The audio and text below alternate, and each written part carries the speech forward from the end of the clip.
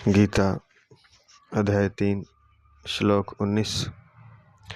पीछे के 2 श्लोकों में वर्णित महापुरुष की स्थिति को प्राप्त करने के लिए साधक को क्या करना चाहिए, इस पर भगवान आगे के श्लोक में साधन बताते हैं। तस्माद् सक्तः सततं कार्यं कर्म समाचर असक्तो हयाचरन् कर्म परमाप्नोति पुरुषः। तस्माद् सक्तः सततं कार्यं कर्म समाचर असक्तो हयाचरन् कर्म परमाप्नोति पुरुषः। इसलिए तू निरंतर आसक्ति रहित होकर कर्तव्य कर्म का भली भांति आचरण कर, क्योंकि आसक्ति रहित होकर कर्म करता हुआ मनुष्य परमात्मा को प्राप्त हो जाता है।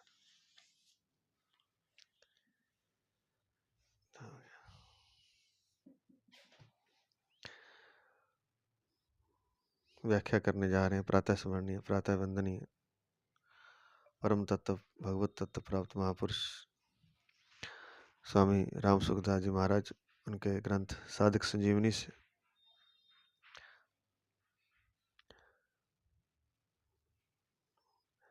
प्रणाम करते हुए कथा का व्याख्या शुरू करते हैं।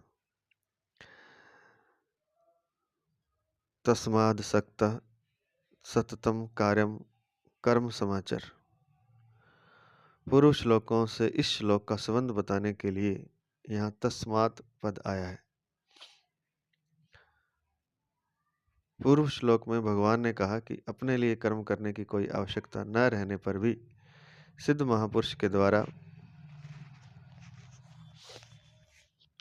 लोक संग्रहार्थ क्रियाएं हुआ करती हैं। लोक संग्रहार्थ क्रियाएं हुआ करती हैं। इसलिए अर्जुन को भी उसी तरह निष्काम भाव से कर्तव्य कर्म करते हुए परमात्मा को प्राप्त करने की आज्ञा देने के लिए भगवान ने तस्मात् पद का प्रयोग किया है।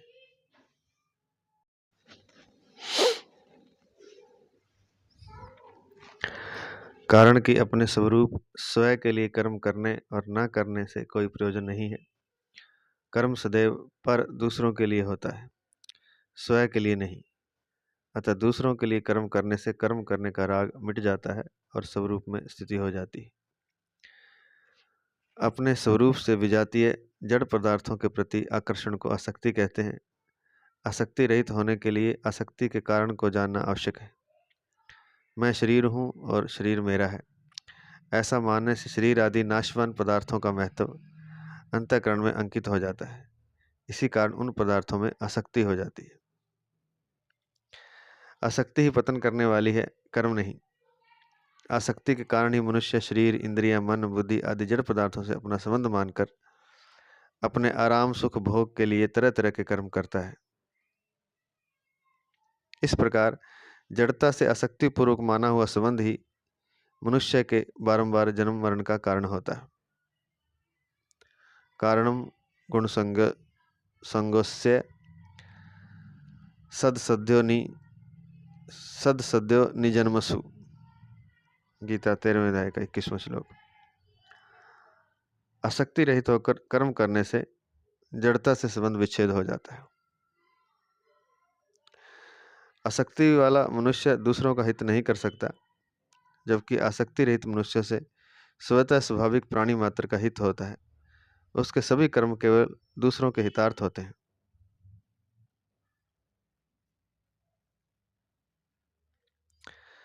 संसार से प्राप्त सामग्री शरीर आदि से हमने अभी तक अपने लिए ही कर्म किए हैं, उसको अपने ही सुख भोग और संग्रह में लगाया है। इसलिए संसार का हमारे पर ऋण है, जिसे उतारने के लिए केवल संसार के हित के लिए कर्म करना आवश्यक है। अपने लिए फल की कामना रखकर कर्म करने से पुराना ऋण तो समाप्त होता नहीं, नया ऋण और उत्पन्न हो जाता है। ऋण से मुक्त होने के लिए बार बार संसार में आना पड़ता है। केवल दूसरों के हित के लिए सब कर्म करने से पुराना ऋण समाप्त हो जाता है और अपने लिए कुछ न करने तथा कुछ न चाहने से नया ऋण उत्पन्न नहीं होता। इस तरह जब पुराना ऋण समाप्त हो जाता है और नया ऋण उत्पन्न नहीं होता, तब बंधन का कोई कारण न रहने से मनुष्य स्वतः मुक्त हो जाता है। कोई भी कर्म निरंतर नहीं रहता, पर आसक्ति अंतःकरण में निरंतर रहा करती है। इसलिए भगवान सततम असक्तः पदों से निरंतर आसक्ति रहित होने के लिए कहते हैं। मेरे को कहीं भी आसक्त नहीं होना है, ऐसी जागृति साधक को निरंतर रखनी चाहिए। निरंतर आसक्ति रहित रहते हुए जो विहित कर्म सामने आ जाए उसे कर्तव्य मात्र समझकर कर देना चाहिए, ऐसा उपयुक्त पदों का भाव है। वास्तव में देखा जाए तो किसी के भी अंतःकरण में आसक्ति निरंतर नहीं रहती। जब संसार निरंतर नहीं रहता, प्रतिक्षण बदलता रहता है, तब उसकी आसक्ति निरंतर कैसे रह सकती है? ऐसा होते हुए भी माने हुए अहम के साथ आसक्ति निरंतर रहती हुई प्रतीत होती है। कार्यम अर्थात कर्तव्य उसे कहते हैं जिसको कर सकते हैं और जिसको अवश्य करना चाहिए। दूसरे शब्दों में कर्तव्य का अर्थ होता है अपने स्वार्थ का त्याग करके दूसरों का हित करना और दूसरों की उस शास्त्र विहित न्याय युक्त मांग को पूरा करना जिससे पूरा करने की समर्थ हमारे में है। इस प्रकार कर्तव्य का संबंध परहित से है।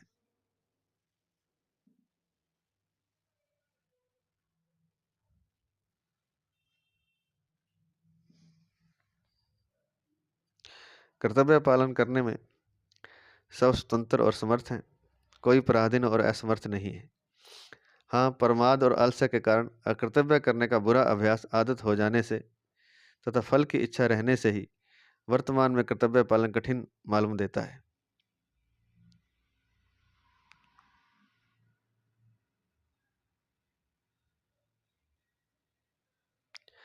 अन्यथा कर्तव्य पालन के समान सुगम कुछ नहीं है।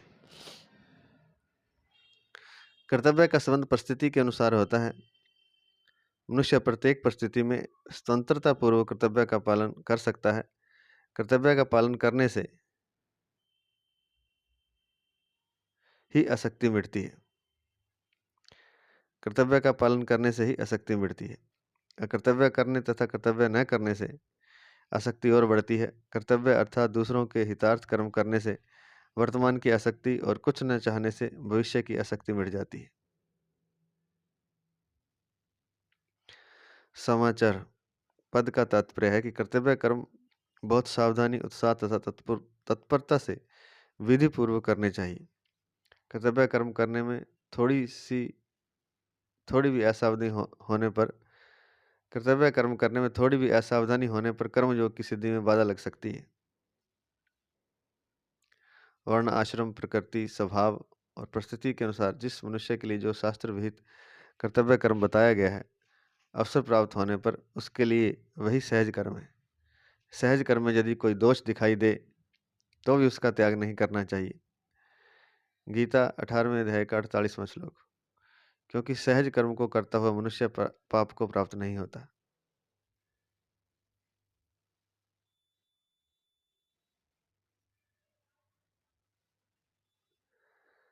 गीता 18वें अध्याय का 47वां श्लोक।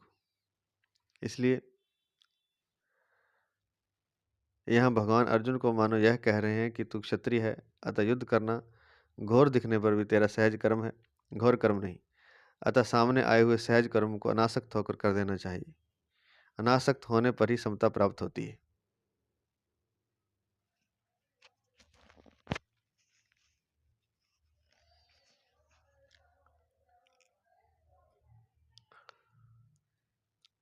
अतः सामने आए हुए सहज कर्म को अनासक्त होकर कर देना चाहिए। अनासक्त होने पर ही समता प्राप्त होती है। विशेष बात, जब जीव मनुष्य योनि में जन्म लेता है तब उसको शरीर, धन, जमीन, मकान आदि सब सामग्री मिलती है और जब वह यहाँ से जाता है तब सब सामग्री यहीं छूट जाती है। इस सीधी सादी बात से यह सहज ही सिद्ध होता है कि शरीर आदि सब सामग्री मिली हुई है, अपनी नहीं है। जैसे मनुष्य काम करने के लिए किसी कार्यालय में जाता है, ऑफिस में, तो उसे कुर्सी, मेज, कागज आदि सब सामग्री कार्यालय का काम करने के लिए ही मिलती है, अपनी मानकर घर ले जाने के लिए नहीं। ऐसे ही मनुष्य को संसार में शरीर आदि सब सामग्री संसार का काम सेवा करने के लिए ही मिली है, अपनी मानने के लिए नहीं। मनुष्य तत्परता और उत्साहपूर्वक कार्यालय का काम करता है और उस काम के बदले में उसे वेतन मिलता है। काम कार्यालय के लिए होता है और वेतन अपने लिए। इसी प्रकार संसार के लिए ही सब काम करने से संसार से संबंध विच्छेद हो जाता है और योग परमात्मा के साथ अपने नित्य संबंध का अनुभव हो जाता है। कर्म और योग दोनों मिलकर कर्म योग कहलाता है। कर्म संसार के लिए होता है और योग अपने लिए। यह योग ही मानो वेतन है। संसार साधन का क्षेत्र है। यहाँ प्रत्येक सामग्री साधन के लिए मिलती है, भोग और संग्रह के लिए कदापि नहीं। संसारिक सामग्री अपनी और अपने लिए है ही नहीं। अपनी वस्तु परमात्मा तत्व मिलने पर फिर अन्य किसी वस्तु को पाने की इच्छा नहीं रहती। गीता 6 अध्याय का 22वां श्लोक। परंतु संसारिक वस्तुएं चाहे जितनी प्राप्त हो जाएं, पर उन्हें पाने की इच्छा कभी मिटती नहीं, प्रत्युत और बढ़ती है। जब मनुष्य मिली हुई वस्तु को अपनी और अपने लिए मान लेता है, तब वह अपनी इस भूल के कारण बंध जाता है। इस भूल को मिटाने के लिए कर्मयोग का अनुष्ठान ही सुगम और श्रेष्ठ उपाय है। कर्मयोगी किसी भी वस्तु को अपनी और अपने लिए न मानते हुए उसे दूसरों की सेवा में उन्हीं की मानकर लगाता है। अतः वह सुगमता पूर्वक संसार बंधन से मुक्त हो जाता है। कर्म तो सभी प्राणी किया करते हैं, पर साधारण प्राणी और कर्मयोगी द्वारा किए गए कर्मों में बड़ा भारी अंतर होता है। साधारण मनुष्य कर्मी अर्थात आसक्ति, ममता, कामना आदि को साथ रखते हुए कर्म करता है, और कर्मयोगी आसक्ति, ममता, कामना आदि को छोड़कर कर्म करता है। कर्मी के कर्मों का प्रवाह अपनी तरफ होता है और कर्मयोगी के कर्मों का प्रवाह संसार की तरफ। इसलिए कर्मी बंधता है और कर्मयोगी मुक्त होता है। साधारण मनुष्य अर्थात जो कर्म करने वाला है, जिसको यहाँ कर्मी कहा है, साधारण मनुष्य अर्थात कर्मी आसक्ति, ममता, कामना आदि को साथ रखते हुए कर्म करता है, और कर्मयोगी आसक्ति, ममता, कामना आदि को छोड़कर कर्म करता है। कर्मी के कर्मों का प्रवाह अपनी तरफ होता है और कर्मयोगी के कर्मों का प्रवाह संसार की तरफ। इसलिए कर्मी बंधता है और कर्मयोगी मुक्त होता है। असक्तो हयाचरण कर्म। मनुष्य ही आसक्ति पूर्वक संसार से अपना संबंध जोड़ता है, संसार नहीं।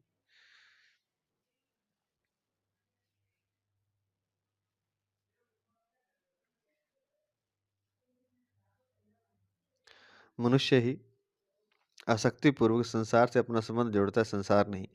अतः मनुष्य का कर्तव्य है कि वह संसार के हित के लिए ही सब कर्म करे और बदले में उनका कोई फल ना चाहे।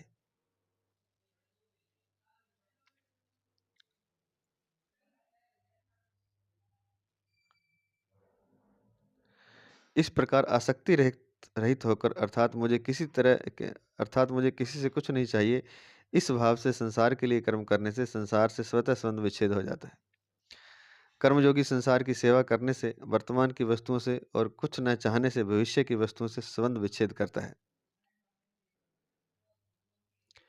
मेले में स्वयं सेवक अपना कर्तव्य समझकर दिन भर यात्रियों की सेवा करते हैं और बदले में किसी से कुछ नहीं चाहते। अतः रात्रि में सोते समय उन्हें किसी की याद नहीं आती, कारण की सेवा करते समय उन्होंने किसी से कुछ चाहा नहीं। इसी प्रकार जो सेवा भाव से दूसरों के लिए ही सब कर्म करता है और किसी से मान बढ़ाई आदि कुछ नहीं चाहता, उसे संसार की याद नहीं आती, वह सुगमता पूर्वक संसार बंधन से मुक्त हो जाता है।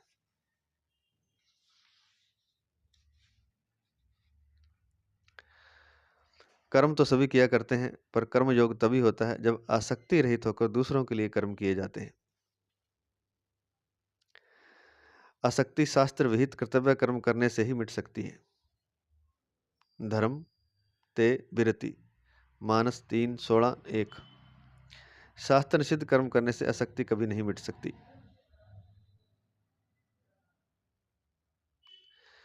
परमाप्नोति पुरुषः, जैसे 13वें अध्याय के 34वें श्लोक में भगवान ने परम पद से सांख्य योगी के परमात्मा को प्राप्त होने की बात कही, ऐसे ही यहाँ परम पद से कर्म योगी के परमात्मा को प्राप्त होने की बात कहते हैं। तात्पर्य यह है कि साधक रुचि, विश्वास और योग्यता के अनुसार किसी भी मार्ग, कर्म योग, ज्ञान योग तथा भक्ति योग पर क्यों न चले,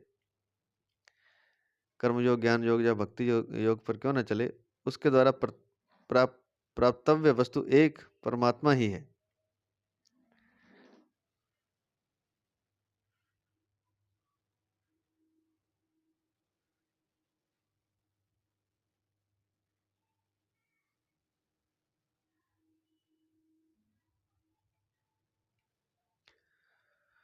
उसके द्वारा प्राप्तव्य वस्तु एक परमात्मा ही है। गीता 5वें अध्याय का 4-5वां श्लोक। प्राप्तव्य तत्व वही हो सकता है जिसकी प्राप्ति में विकल्प, संदेह और निराशा ना हो, तथा जो सदा हो, सब देश में हो, सब काल में हो, सभी के लिए हो, सबका अपना हो, और जिस तत्व से कोई कभी किसी अवस्था में किंचन मात्र भी अलग ना हो सके, अर्थात जो सबको सदा अभिन्न रूप से स्वतः प्राप्त हो।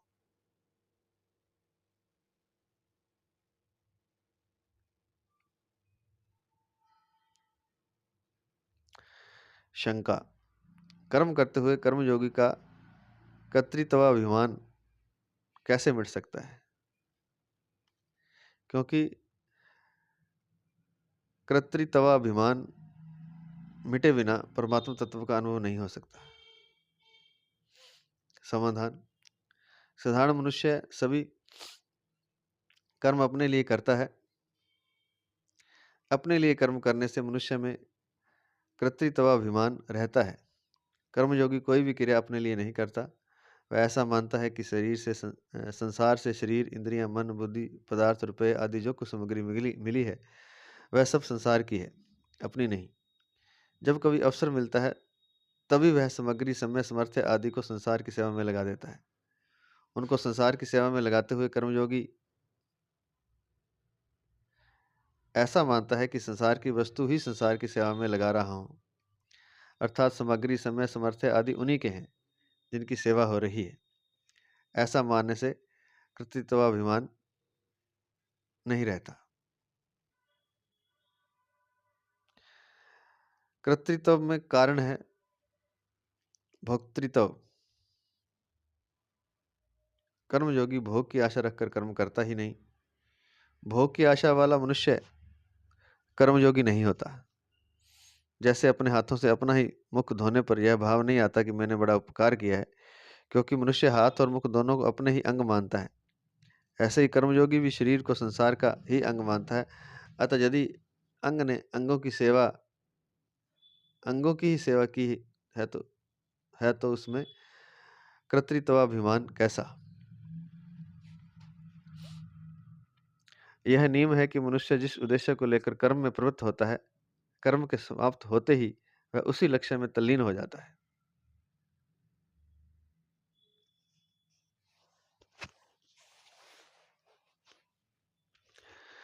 जैसे व्यापारी धन के उद्देश्य से व्यापार करता है तो दुकान बंद करते ही उसका ध्यान स्वतः रुपयों की ओर जाता है और वह रुपये गिनने लगता है। उसका ध्यान इस ओर नहीं जाता कि आज कौन कौन ग्राहक आए, किस किस जाति के आए, आदि आदि। कारण कि ग्राहकों से उसका कोई प्रयोजन नहीं। संसार का उद्देश्य रखकर कर्म करने वाला मनुष्य संसार में कितना ही तल्लीन क्यों ना हो जाए, पर उसकी संसार से एकता नहीं हो सकती।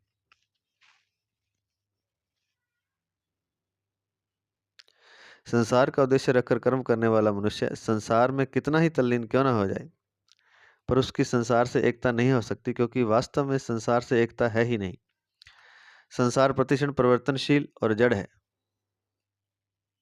जबकि स्वयं अपना स्वरूप अचल और चेतन है। परंतु परमात्मा का उद्देश्य रखकर कर्म करने वाले की परमात्मा से एकता हो ही जाती है, चाहे साधु को इसका अनुभव हो या ना हो, क्योंकि स्वयं की परमात्मा के साथ स्वतः सिद्ध तात्विक एकता है। इस प्रकार जब कर्ता कर्तव्य बनकर अपने उद्देश्य परमात्मा तत्व के साथ एक हो जाता है, तब कर्तृत्वाभिमान का प्रश्न ही नहीं रहता।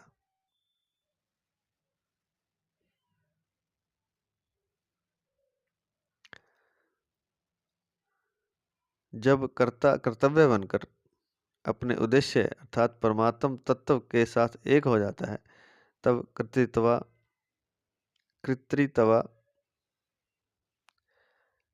कर्तृत्वाभिमान का प्रश्न ही नहीं रहता।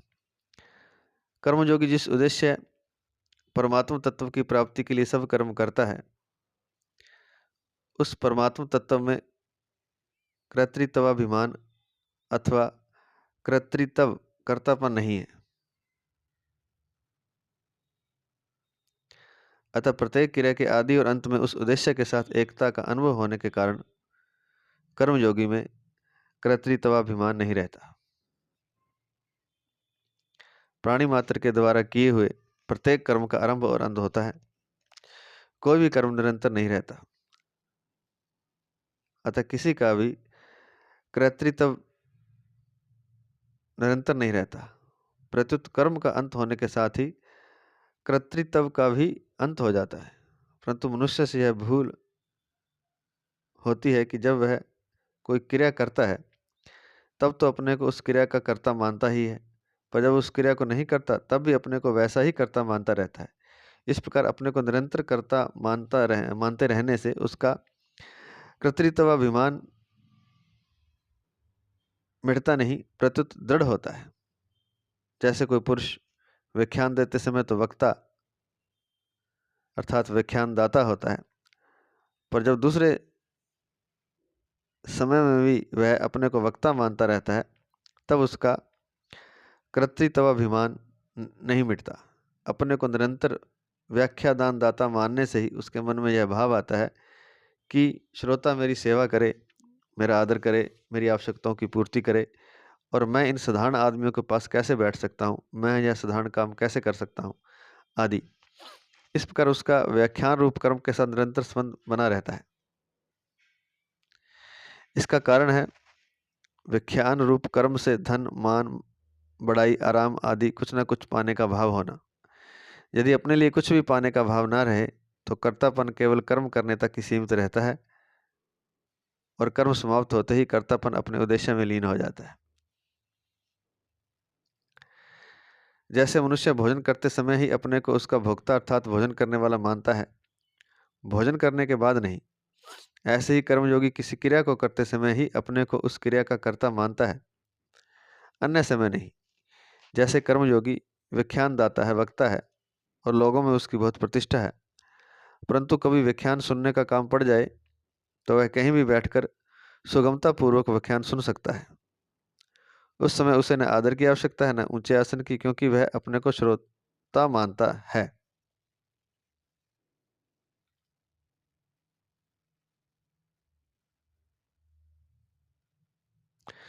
क्योंकि वह अपने को श्रोता मानता है, व्याख्यान दाता नहीं।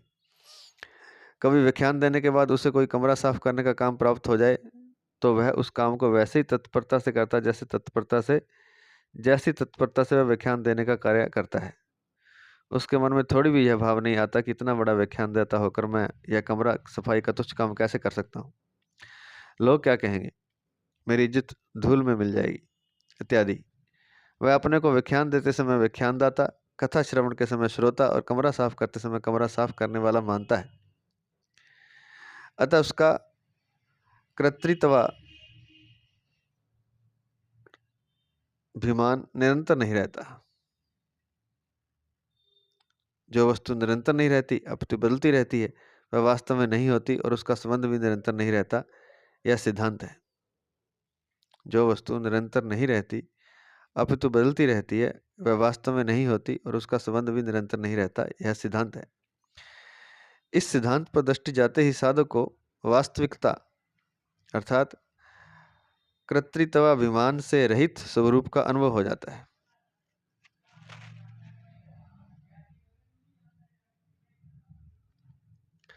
कर्मयोगी सब क्रियाएं उसी भाव से करता है जिस भाव से नाटक में एक स्वांगधारी पात्र करता है।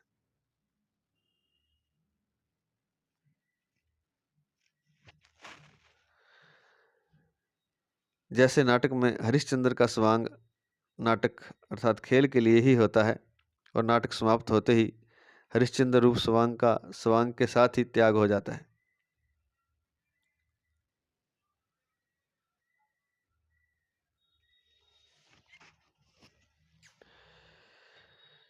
ऐसे ही कर्मयोगी का कर्तापन भी स्वांग के साथ केवल क्रिया करने तक ही सीमित रहता है।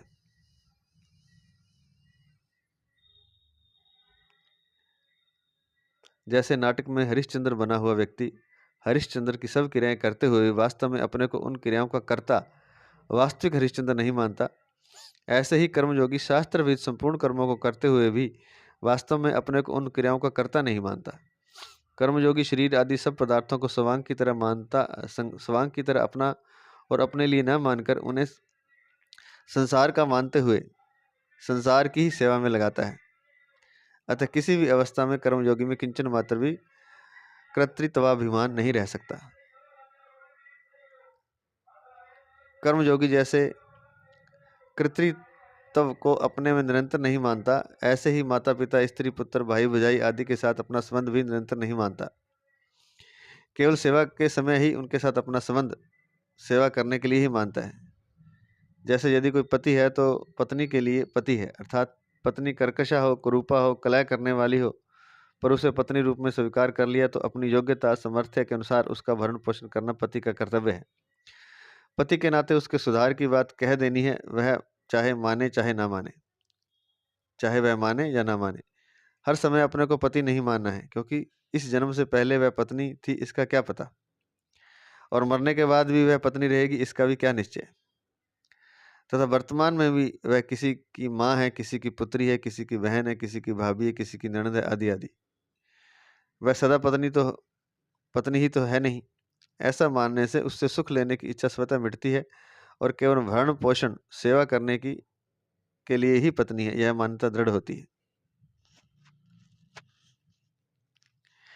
इस प्रकार कर्मयोगी को संसार में पिता पुत्र भाई पति आदि के रूप में जो सुभाग मिला है उसे वह ठीक ठीक निभाता है। दूसरा अपने कर्तव्य का पालन करता है या नहीं उसकी ओर वह नहीं देखता। अपने में कर्तृत्वाभिमान होने से ही दूसरों के कर्तव्य पर दृष्टि जाती है, और दूसरों के कर्तव्य पर दृष्टि जाते ही मनुष्य अपने कर्तव्य से गिर जाता है, क्योंकि दूसरे का कर्तव्य देखना अपना कर्तव्य नहीं है। जिस प्रकार कर्मयोगी संसार के प्राणियों के साथ अपना संबंध निरंतर नहीं मानता, उसी प्रकार वर्ण आश्रम जाति संप्रदाय घटना परिस्थिति आदि के साथ भी अपना संबंध निरंतर नहीं मानता। जो वस्तु निरंतर नहीं है उसका अभाव स्वतः है, अतः कर्मयोगी का कर्तृत्वाभिमान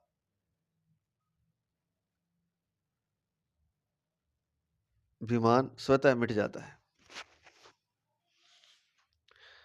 जिस प्रकार कर्मयोगी संसार के प्राणियों के साथ अपना संबंध निरंतर नहीं मानता, ठीक उसी प्रकार वर्ण आश्रम जाति संप्रदाय घटना परिस्थिति आदि के साथ भी अपना संबंध निरंतर नहीं मानता। जो वस्तु निरंतर नहीं है उसका अभाव स्वतः है, अतः कर्मयोगी का कर्तृत्वाभिमान स्वतः मिट जाता है।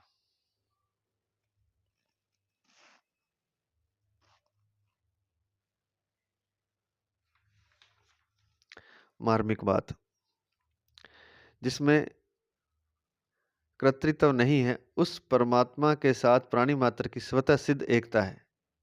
साधक से भूल यह होती है कि वह इस वास्तविकता की तरफ ध्यान नहीं देता।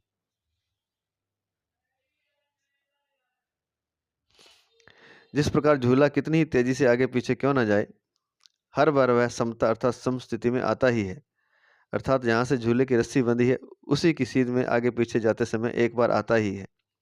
उसी प्रकार प्रत्येक क्रिया के बाद अक्रिय अवस्था समता आती ही है। दूसरे शब्दों में पहली क्रिया के अंत तथा दूसरी क्रिया के आरंभ के बीच और प्रत्येक संकल्प तथा विकल्प के बीच समता रहती ही है।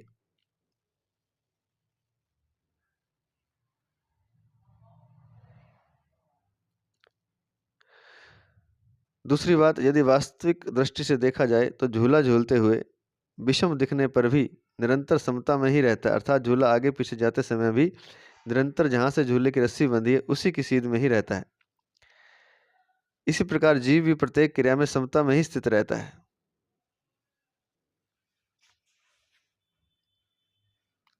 इसी प्रकार जीव भी प्रत्येक क्रिया में समता में ही स्थित रहता है। परमात्मा से उसकी निरंतर एकता रहती है। क्रिया करते समय समता में स्थिति न दिखने पर भी वास्तव में समता ही रहती है, समता रहती ही है। जिसका कोई अनुभव करना चाहे तो क्रिया समाप्त होते ही उस समता का अनुभव हो जाता है।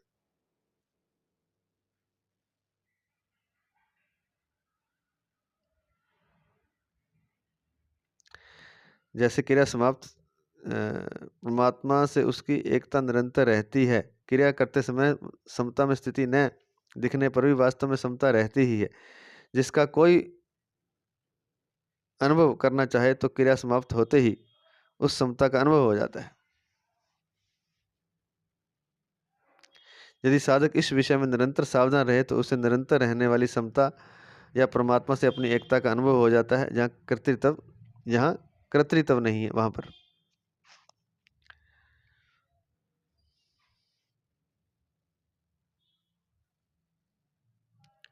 माने हुए कर्तृत्व विमान को मिटाने के लिए प्रतीति और प्राप्त का भेद समझ लेना आवश्यक है।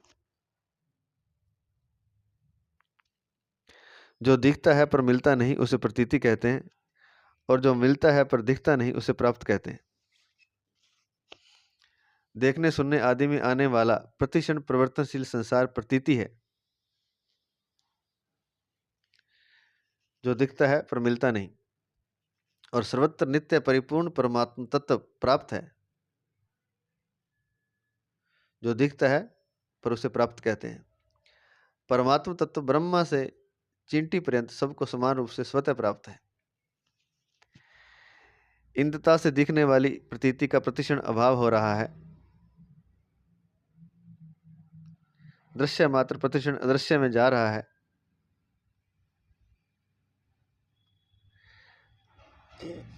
जिनसे प्रतीति होती है वे इंद्रियां, मन, बुद्धि आदि भी प्रतीति ही है। नित्य अचल रहने वाले स्वयं को प्रतीति की प्राप्ति नहीं होती। नित्य अचल रहने वाले स्वयं को प्रतीति की प्राप्ति नहीं होती। सदा सब में रहने वाला परमात्म तत्व स्वयं को नित्य प्राप्त है। इसलिए प्रतीति अभाव रूप और प्राप्त भाव रूप है। सदा सब में रहने वाला परमात्म तत्व स्वयं को नित्य प्राप्त है। इसलिए प्रतीति अभाव रूप और प्राप्त भाव रूप है। नास्तो विद्यते भावो ना भावो विद्यते सता। गीता दूसरे अध्याय का 16वां श्लोक। यावन मात्र पदार्थ और क्रिया प्रतीति है। क्रिया मात्र अक्रियता में लीन होती है। प्रत्येक क्रिया के आदि और अंत में सहज स्वतः सिद्ध अक्रिय तत्व विद्यमान रहता है। प्रत्येक क्रिया के आदि और अंत में सहज स्वतः सिद्ध अक्रिय तत्व विद्यमान रहता है। जो आदि और अंत में होता है वही मध्य में भी होता है। यह सिद्धांत है। यावन मात्र पदार्थ और क्रिया प्रतीति है। क्रिया मात्र अक्रियता में लीन होती है। प्रत्येक क्रिया के आदि और अंत में सहज स्वतः सिद्ध अक्रिय तत्व विद्यमान रहता है। जो आदि और अंत में होता है वही मध्य में भी होता है। यह सिद्धांत है। अतः क्रिया के समय भी अखंड और सहज अक्रिय तत्व ज्यों का त्यों विद्यमान रहता है। वह सहज अक्रिय तत्व चेतन स्वरूप अथवा परमात्म तत्व वह सहज अक्रिय तत्व अर्थात चेतन स्वरूप अथवा परमात्म तत्व अक्रिय और सक्रिय दोनों अवस्थाओं को प्रकाशित करने वाला है। अर्थात वह प्रवृत्ति और निवृत्ति, करने और न करने दोनों से परे है। प्रतीति देश, काल, वस्तु, व्यक्ति, क्रिया आदि से माने हुए संबंध अर्थात आसक्ति के कारण ही नित्य प्राप्त परमात्म तत्व का अनुभव नहीं होता। प्रतीति से माने हुए संबंध अर्थात आसक्ति के कारण ही, प्रतीति अर्थात देश, काल, वस्तु, व्यक्ति, क्रिया आदि से माने हुए संबंध अर्थात आसक्ति के कारण ही नित्य प्राप्त परमात्म तत्व का अनुभव नहीं होता। आसक्ति का नाश होते ही नित्य प्राप्त परमात्म तत्व का अनुभव हो जाता है। अतः आसक्ति रहित होकर प्रतीति अर्थात अपने कहलाने वाले शरीर आदि पदार्थों को प्रतीति अर्थात संसार मात्र की सेवा में लगा देने से प्रतीति अर्थात शरीर आदि पदार्थों का प्रवाह प्रतीति अर्थात संसार की तरफ ही हो जाता है और स्वतः प्राप्त परमात्म तत्व शेष रह जाता है। अतः आसक्ति रहित होकर प्रतीति अपने कहलाने वाले शरीर आदि पदार्थ को प्रतीति संसार मात्र की सेवा में लगा देने से प्रतीति शरीर आदि पदार्थों का प्रवाह प्रतीति संसार की तरफ ही हो जाता है और स्वतः प्राप्त परमात्मा तत्व शेष रह जाता है। आज इतना ही। जय श्री कृष्ण, जय श्री कृष्ण, जय श्री कृष्ण।